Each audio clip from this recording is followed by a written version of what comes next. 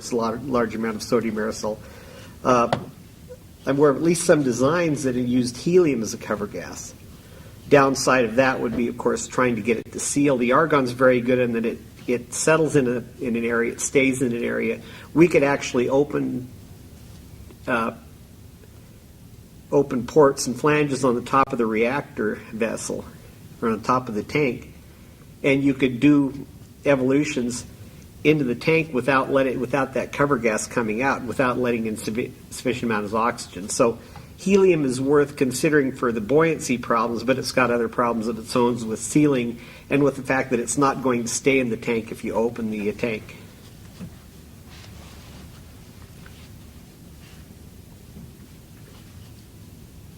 Very good. You know, I would add one other comment to this. Carl mentioned ingress of oxygen. It's very, very important to maintain adequate monitoring of your cover gas purity for any in-leakage of air. And the sodium will react very quickly with oxygen from the air and create problems, as the French have experienced, in the operation of your sodium system. So paying attention to cover gas purity, looking for any evidence of in-leakage of air is very important. May I comment on, again, it is detected in the cover gas, but it is a problem throughout the system. We've talked about ingress of moisture, ingress of air. There's one other thing that happens that becomes a contaminant in the primary system that may not become obvious at first, and that is when the components are removed and cleaned and replaced. For cleanliness control reasons, they are usually cleaned with some kind of an alcohol. I believe an ethanol was used many times in EBR-ll. But what that does is it also introduces a contaminant in the primary system that when it gets heated, it vaporizes and cracks in that thermal environment into other hydrocarbons, particularly methane, which any cover gas detection system needs to be looking for the hydrocarbons in the system in addition to the ingress of any oxygen or moisture. And so, again, as a maintenance thing, it's a good thing to do that for cleanliness. But from an overall picture, you need to anticipate that it will also introduce other impurities. One of the questions that's often asked about sodium systems is accessibility of major components like pumps and heat exchangers for maintenance. One of the things I would comment about the EBR-ll tank design is that there were only penetrations through the top, no penetrations from the bottom. And the pumps could be removed and reseated easily. The process for doing that was well developed over the course of the years. Also, at issue is once you have removed them, how do you adequately clean the components for maintenance and repair? And Bob, you were instrumental in so much of that work. Do you have comments that you want to share in your experience with that? Well, EBR-ll designed a major component handling system that would allow the removal of the IHX primary pumps, storage basket, and the fuel transfer arm. This major component handling system consisted of a pulling caisson where an adapter was put over the piece of equipment that was going to be pulled from the primary tank, and then on top of that adapter was a pulling caisson that the component could be pulled into, and this is pulled into an inert atmosphere. Once it's in the handling or in the pulling caisson, then it can be transferred to what we call a handling caisson, which would be used to move the component from the reactor building over to the cleaning facility.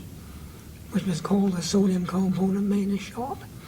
In that facility, that component then would be transferred into a cleaning tank for washing the component with sodium alcohol.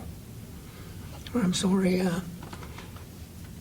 ethanol, denatured ethanol. And with respect to cleaning the large components, they went into a 6,000-gallon tank, which was filled with ethanol to remove the sodium.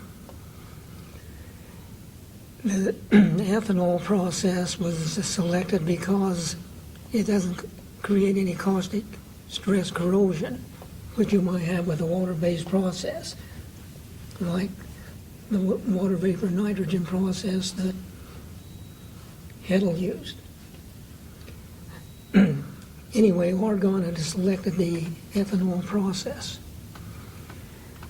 The problem with ethanol, it's flammable, and it requires large quantities of ethanol, of course, to clean a large component. And then you have the problem with the ethanol waste, because now you've generated what they call sodium ethoxide. It's sodium in the alcohol. Now you've got to dispose of this waste, and if you don't have a place to dispose of it, then you're going to have to treat it so it becomes a solid sodium waste.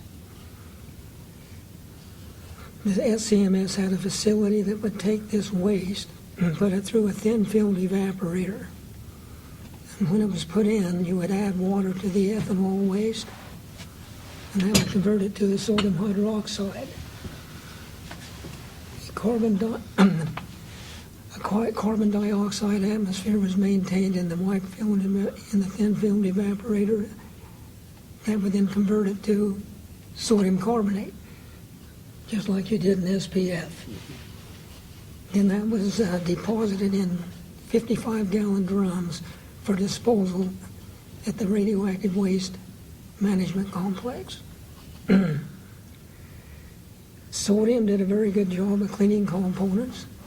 However, any component that had small cracks or crevices, it didn't penetrate very well. The water vapor nitrogen process, I think, has some advantages. If you can control the operating parameters such that you don't have caustic stress corrosion. Now in the SCMS, we cleaned, not only did we clean 2 pumps, I believe 3 pumps. We cleaned the fuel transfer arm. We cleaned 2 steam generators.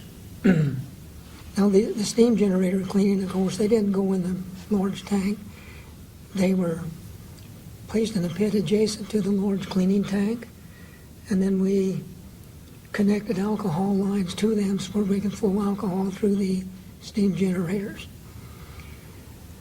So the cleaning facility was a very beneficial facility to assist in the cleaning of components, because the first time they cleaned a pump in 1970-71, they didn't have a facility.